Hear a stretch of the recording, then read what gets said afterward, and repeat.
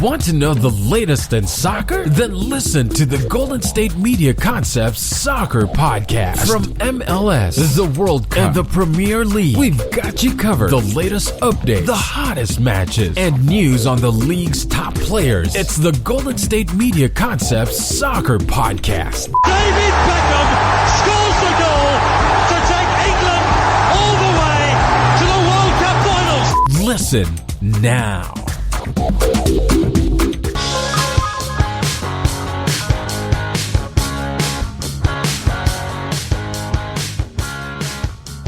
GSMC Soccer Podcast. Big welcome into the show. Really going to be an interesting episode today. Why? Because as I'm recording, we had to record at this exact time. Well, around about this exact time. I could have waited another 30 minutes, but I figured we'd have some live reaction to a game that's currently on my television. And I did not expect to talk about this game, thus why I did not plan around it in terms of the schedule of the day.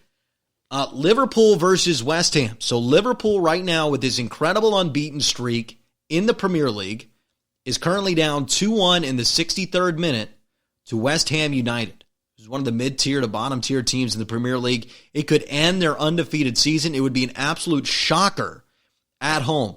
And Liverpool struggling at home after struggling against Atletico Madrid in the Champions League. This is truly a shocker. So I have it on the TV here in the studio, and as it goes along, I'll just keep my eyes on it. Obviously, we've got a lot of great Champions League matches to dive into and to talk about. That's what this show's about, the second round of Champions League play. We'll talk about Chelsea versus Bayern Munich. We'll talk about Napoli versus Barcelona. Barcelona is really starting to turn a corner. Lionel Messi with a hat trick. I think they put their differences aside. I still don't like the manager move. I don't think Kiki Setien's a long-term answer, but they know he is the only answer for this season for Barcelona, and Messi is awfully dangerous. We'll also talk about Manchester City and Real Madrid and Olympique Lyon versus Juventus. Real Madrid, Man City is the most intriguing matchup of all the four. We'll have segments on each of these matches. And by the end of the show, we might have reaction in a segment about West Ham defeating Liverpool, because it's 2-1 right now, and I will keep you fully up to date as I'm watching it. You'll know the result of this match by the time you hear this podcast. So it'll be interesting for you, but I'm watching it live right now, so it'll be a really interesting show. I thought this would be interesting. Let's go ahead and start, though, with the Champions League match that excites me the most this weekend, Real Madrid versus Manchester City. According to 538, this is the highest quality match of the month, possibly, with Real Madrid and Manchester City being two high-level teams from two high-level leagues. And if you look at 538's model in terms of who they think can win this entire tournament, obviously 538, a lot of statistical analysis. You look at their model, Man City right now is 21% to win the final. Real Madrid is in 6th with 6%. So why is that important, Lucas? Why are you saying that? That doesn't sound significant to you. Wouldn't they be, if they're the two best teams, wouldn't they both be at the top of the model? What I'm saying is, if Real Madrid knocks out Man City, they're going to move to 6th to 2nd. So this is the most influential in terms of who's probably going to win this tournament. Round of 16 match / tie you can have. Certainly. If Man City comes through the victor, they're a team that's going to be banned for the Champions League for the next 2 years. They'll have a lot to play for. Pep Guardiola's come out and said he'll stay at Manchester City through the ban, which is really important. Didn't think he'd do that. He's been a guy that seems to flee situations. Looks like he's found a permanent home. I love seeing guys who lock themselves into a place. I think soccer needs more of that, and from the managerial spot. But Real Madrid is awfully dangerous with Zinedine Zidane. And they've got a lot of pressure, too, because they're Real Madrid, and getting bounced in the round of 16 is unacceptable. And Manchester City has found a way to really not perform in situations like this one. Round of 16 against a really high-quality opponent. But it's massive because Real Madrid can become one of the betting favorites to win this whole thing if they take out Manchester City. And Manchester City might be the clear betting favorite to some people at least, if they can take out Real Madrid. This is a huge swing tie between Real Madrid and Manchester City. Now, when you look at form, these two teams in good form, Real Madrid in lesser form than Manchester City, but both have 2 losses on their docket over the last 5. Man City defeating West Ham, Leicester City. They lost at Tottenham, though, and Manchester United. That was back in the Carabao Cup over the last 4. Real Madrid's coming off a tough loss against Levante. They just lost first place in La Liga. I think that they were looking ahead to this matchup a little too much. And I think the same thing is happening to Liverpool right now, is they're too worried about the Champions League. You get to this time of year, you have things secure, you're too relaxed, you're worried more about the bigger tournament, and the quality of your play just goes down. And I think Real Madrid is in that type of situation. I don't think you should buy into the Levante result as to what's going to happen to Real Madrid against Manchester City. And it's not like Manchester City is in some sort of roaring form heading into this one. Now, what might scare you a little bit is that 4-1 match all the way back in 2017, Manchester City over Real Madrid, in terms of you just looking at these teams on paper, but that was back in 2017. These are awfully different teams. To me, it's an even matchup talent-wise. I think Real Madrid, Manchester City, you're splitting hairs when you're talking about talent on these two teams. Cristiano Ronaldo would obviously push Real Madrid over the top. Man City's got some really elite players. Real Madrid has some really elite players. These are two excellent, excellent teams. So how am I going to pick out the difference between these two? As Liverpool just scored in front of me. Mo Salah just put one right through the legs of the West Ham keeper. Whoa, what a horrendous goal given up there. Fabianski, what are you doing, man? Close those legs. Liverpool just tied it, so it looks like they're going to hold on to the undefeated season. And again, we'll talk about that at the end of the show. But Real Madrid, Man City, to me, even on talent, coaching, I think even, Zidane, Guardiola, I think even there. So what am I looking at in this? Who do I think is going to win this tie? I think it's Real Madrid. Why? It's just about organization, and this happens in sports. When you have an organization that consistently wins in tournaments like this, it's built into the culture, it's built into the expectation. There's less pressure around it because they've done it before. It's more businesslike. For Manchester City, it's been a lot of falling short in the Champions League. For as dominant as they've been in England this decade, the fact that they haven't won a Champions League is a problem. And now they have pressure because they won't get to participate in the tournament, pending an appeal, for the next 2 years. And that is a problem. Because if they don't do it this year, you're really not going to be able to bring in players if you want to get to participate in the Champions League. You think you're going to get somebody that's 27 in their prime missing out on the Champions League for 2 years? Not likely. I think you'll lose some players. It's going to be rough to come out of it on the other side. You'll struggle a bit like Chelsea. Even though you keep your manager, there'll still be good times ahead, but not incredible times. This puts a lot of pressure on Man City. It's a team with pressure, and they've already not been successful in this tournament. So you have pressure from the situation, you have pressure from what's impending in the future, and you have pressure for what's happened in the past. Plus, you're not in cracking form, and Real Madrid, they are in bad form for Real Madrid, but they aren't embarrassing themselves either, and they're still a really talented team. I think Real Madrid wins this tie. I think they flip to one of the favorites to win the tournament. But again, I got the first 3 out of 4 games wrong. This is at home for Real Madrid. I think Real Madrid needs to win this one, 2-1, 2-0. And I think they will. I think they were looking ahead against Levante. That's why they dropped it. I think Real Madrid will be and should be the winner of this tie. And I think they'll win at home at the Bernabeu. We'll talk about Chelsea and Bayern Munich, the other big club, big name, big organization tie on the other side of the break. How does 538 have Manchester City versus Real Madrid playing out? Man City, 39% win. Real Madrid, 37% win in the first leg. In the second leg, Man City, 61% to win. I disagree with 538. I just think that I've watched Man City fail in this tournament a bunch. It just feels like something that they're prone to do. And Real Madrid, less so. It's not a very structured argument, but when teams are even on talent, the form isn't something that's drastically different. I think Real Madrid will win this tie against Manchester City. Just how I feel. On the other side of the break, Chelsea, Bayern Munich. Big names, rematch from the 2011 Champions League final. We'll see how it plays out. You're listening to, you're not watching. You might be watching. I don't know what you're watching on, but you're listening to the GSMC Soccer Podcast. Are you looking to get your college football fix? Looking to get the latest news on your favorite school's team? The GSMC College Football Podcast is your ticket to all things college football. Join us as we talk college football from the national championship, the college rivalries, the bowl game, to the Heisman Trophy. To which conference is the best? We've got you covered for the Big Ten, SEC, Big 12, the Pac-12, ACC, and everything in between. Download the GSMC College Football Podcast on iTunes, Stitcher, SoundCloud, Google Play, or anywhere you find podcasts. Just type GSMC in the search bar.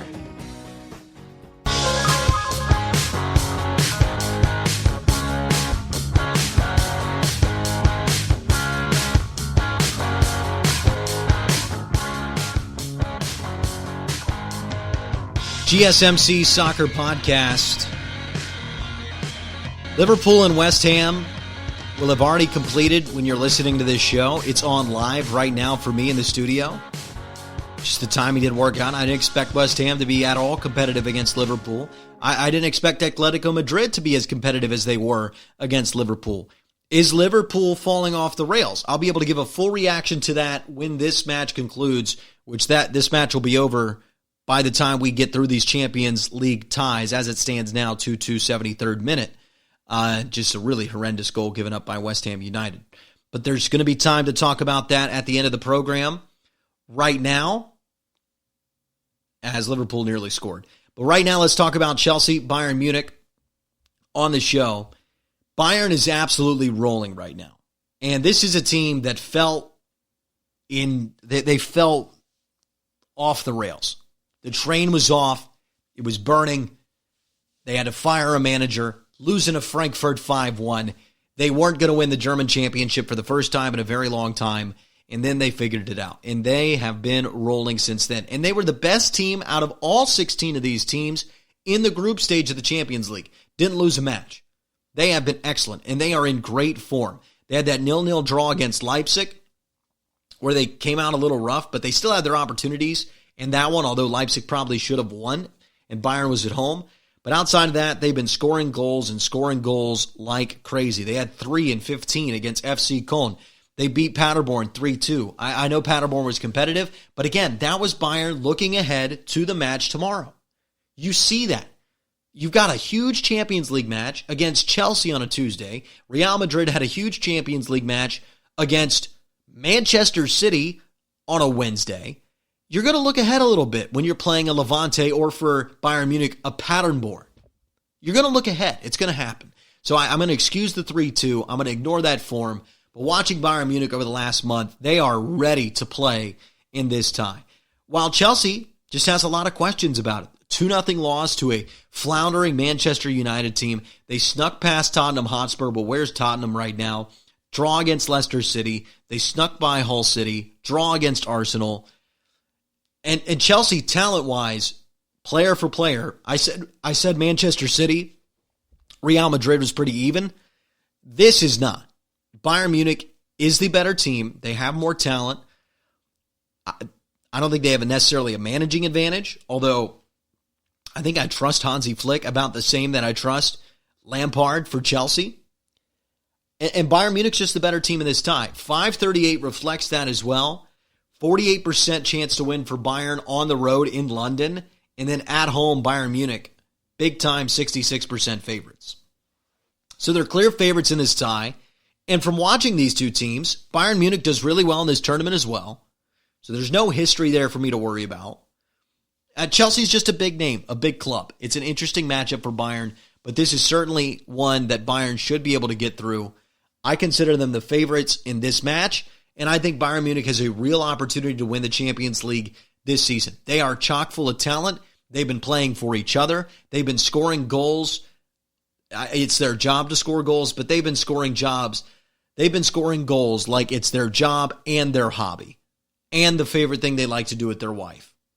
and the thing they spend sleep thinking about. They have been scoring goals. They have been really excellent at it. Bayern Munich, to me, clear favorites in this matchup against Chelsea. And if Bayern Munich wins this one, their odds to win the whole tournament obviously go up. 538 has them as 18% to win the tournament, 31% to make the final, 50-50 to make the semifinals. So big odds for Bayern Munich. They're 74% favorites to win the tie against Chelsea. And Chelsea right now, they're just not one of the better teams in the tournament. And they're not in a great form. And they just don't have as much talent, roster to roster. There's just not as much talent there for Chelsea as there is for Bayern Munich. Chelsea's relying on a young Tammy Abraham, Azpilicueta, Jorginho, Willian. Good players. It's not Perisic. It's not Tolisso. It's not Lewandowski. It's not Gnabry. It's not these guys that Bayern Munich can throw at you time and time again. These teams have not met in Champions League play, though, since back in 2012. The final that was at Allianz Arena in Munich that Bayern ended up losing in penalties. Absolute heartbreaker. Those Bayern teams with Arjen Robben and Frank Ribéry and coached by Jupp Heynckes, those teams should have had 2 Champions League in their pocket. Didn't end up happening. They only were able to get 1, and Chelsea was a big reason why. In a year that Chelsea could not make it into the Champions League spots in the Premier League, they find a way to upset Bayern Munich on the road in the Champions League. Absolutely crazy. All right, let's talk about Napoli-Barcelona, the other matchup on Tuesday. Lionel Messi in some serious form right now. Coming off a hat trick in league play, has pushed Barcelona back to the top of La Liga. And although I've doubted Barcelona on the show, I said they are certainly capable of turning it around because they have that man named Messi. And they are now cruising in terms of form.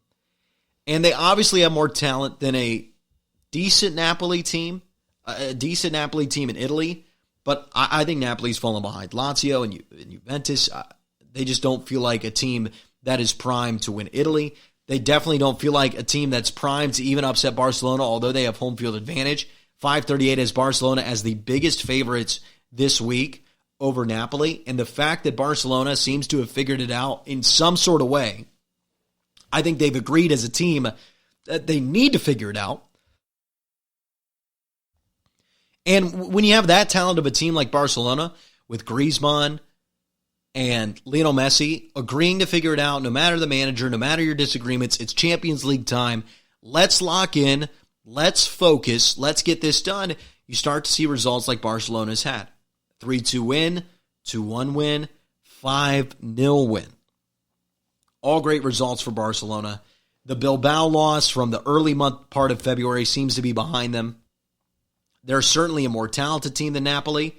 Interesting that these two teams played in a friendly back on August 10th, and Barcelona won 4-0. Not sure who was in the lineups for those games, but 4-0 is a big statement. And Dries Mertens is great, but he's not Lionel Messi. He's not Griezmann. He's not Arturo Vidal. Barcelona is really talented. They're one of the better teams in this tournament, no matter how bad they've played at times and how much I've been critical of them. They've got talent, and they have Lionel Messi. So if they all agree that they should figure this thing out, if they all agree to care, which it's really easy to care about Champions League matches, there's too much talent there for them not to be the favorite specifically against this Napoli team. And if they put together some really positive results, they'll start to believe in some of the stuff that Setien is teaching, although it might not be the best decision to have moved on. It might end up being really favorable for Barcelona. It might end up being really productive for Barcelona, and they might be seriously one of the favorites in the tournament with momentum heading into the quarterfinal. But I expect them to win the tie against Napoli. That is for sure. On the other side of the break, we'll talk about Cristiano Ronaldo and Juventus against Olympique Lyon. How it should be easy work for Ronaldo, but what if he can't get the win?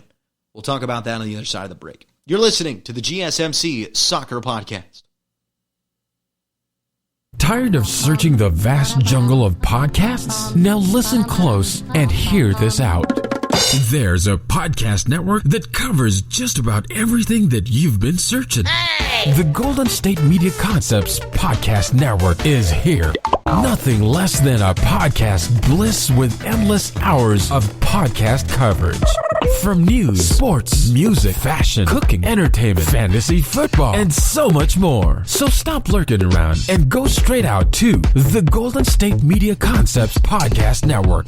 Guaranteed to fill that podcast itch. Whatever it may be. Visit us at www.gsmcpodcast.com. Follow us on Facebook and Twitter, and download us on iTunes, SoundCloud, and Google Play.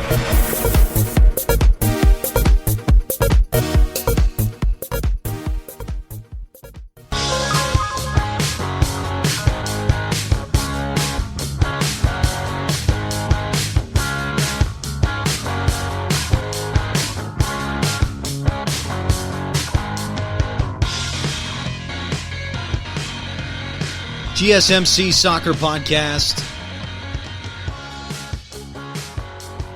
We got two more segments left. Liverpool match rolling to an end live for me. You already know the result of it. 3-2 right now for Liverpool. They look like they're going to survive against West Ham. I'll react to that match for the final segment of the show. But for the next 8-9 minutes, I want to talk about Cristiano Ronaldo. I want to talk about Juventus. Ronaldo has scored in 11 straight matches in Italy for Juventus. He is dragging them to some serious results in the league, keeping them alive in the league race. And Ronaldo himself has Juventus as a 3% chance to win this tournament. Now, I think that they'll win their tie against Olympique Lyon. It would be shocking if they didn't. But I want to pose two questions and what the reaction would be from both of the potential results. So if Cristiano Ronaldo, let's just play this out a little bit down the line. If Cristiano Ronaldo, because listen, if Lionel Messi, let's put this way, because Messi-Ronaldo is still a debate, it's still a conversation. If Lionel Messi and FC Barcelona ends up winning this entire tournament, Messi's going to get a lot of credit for it. A lot of credit. Will it really elevate his status as a all-time great? In some way, certainly. Can't hurt to have the biggest trophy in the world on your side again.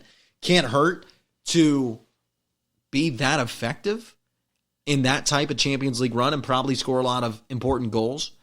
But is it legacy changing? Not really. It's elevating, not changing.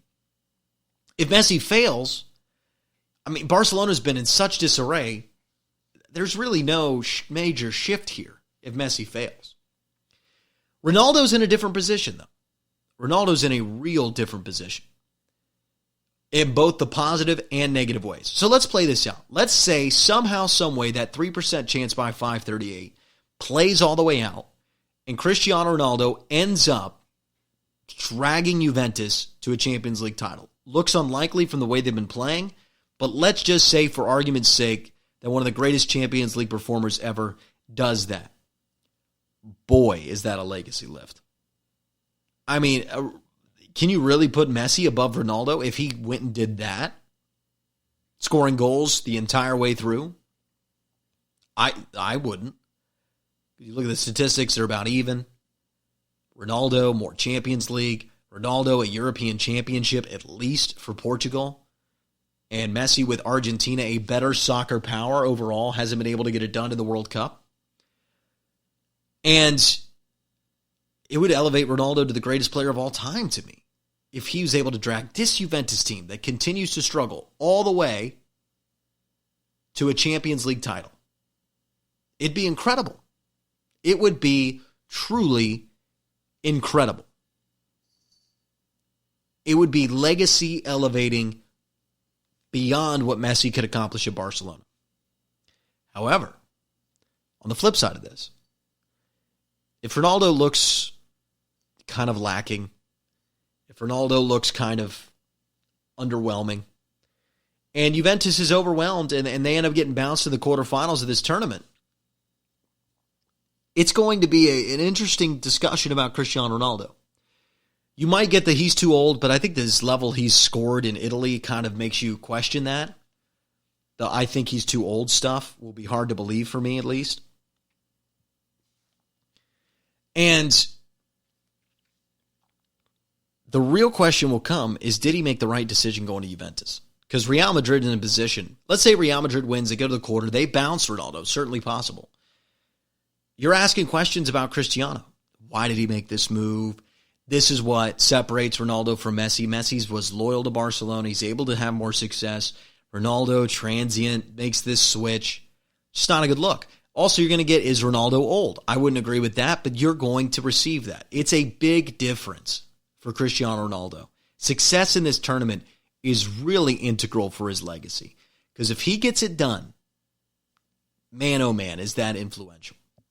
Now, I'm still on Messi and Ronaldo. Team up.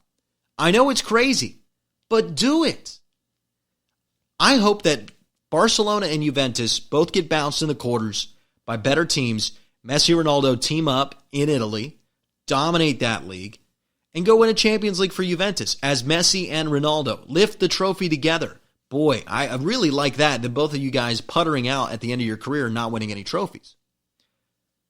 And that's really what I'm wanting. Now, in terms of the match coming up, Juventus Olympique Lyon, Juventus is the favorite here, although not as big as favorites as your brain might think, as Juventus 42% to win on the road, 63% at home, so they're one of the bigger favorites in the round of 16, but it isn't massive, as Olympique Lyon, solid team out of France. Juventus certainly the better squad, and the way Ronaldo is playing and the way Ronaldo plays in this tournament, it would be awfully difficult and hard to imagine Cristiano Ronaldo not at least getting past the round of 16 here. Would be a lot of questions asked of Juventus as an organization. Would Ronaldo leave? All those questions would certainly be asked if they were bounced against Olympique Lyon. I don't think that's going to happen. Lyon isn't exactly in cracking form in France. In fact, they've been struggling a little bit recently, and Juventus has been a little bit better. Lyon with a 4-2 loss against Paris Saint-Germain. They tied Strasbourg. They beat Metz. But Juventus, the better team, have the best player on the pitch. They feel like the favorite in this tie. I expect Juventus will come out the winner in this entire thing. That's my expectation. Will it come to fruition? We will see. I was wrong about 3 of the first 4 legs last week. And we'll talk about all these matches on Friday. There will be an interesting match to talk about on the other side of the break. Liverpool, West Ham, starting to roll towards the end of the match. I've been talking about this all throughout the show, how West Ham had a 2-1 lead when I started 2 in. Liverpool has found a way to knock 2 goals in. And I think that I have a really interesting opinion watching this game. I think something happened with Liverpool, and I think being down 2-1 to West Ham might have been one of the more positive things that's happened to this team. I'll talk about why I think that's this result and this a little bit of turmoil for Liverpool is really positive, and I think it will drive them to a comeback win in the second leg of their Champions League match against Atletico Madrid. We'll talk about that on the other side of the break. You're listening to the GSMC Soccer Podcast. This is your ultimate stop for everything sports. The Golden State Media Concepts Sports Podcast. Should I say more? From the NFL, MLB, the NBA to MMA, it's all in here. The Golden State Media Concepts Sports Podcast. Listen now.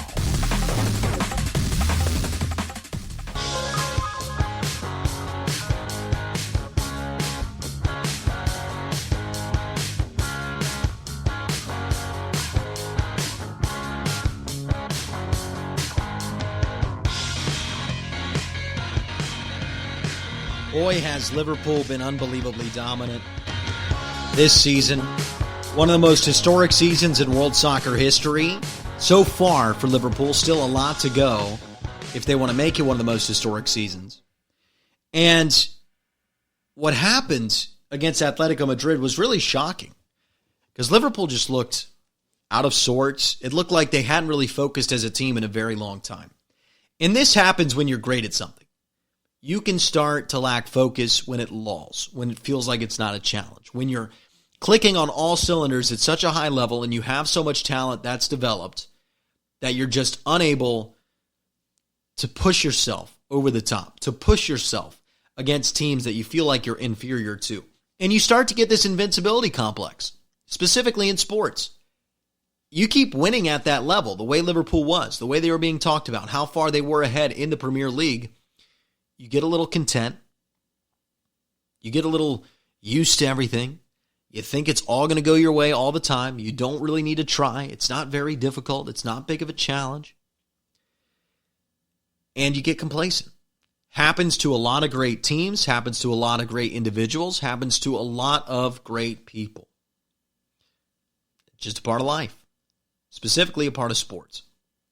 Great thing about the Champions League for Liverpool is there's 2 games to play. There's a chance to respond. There's a chance to wake up.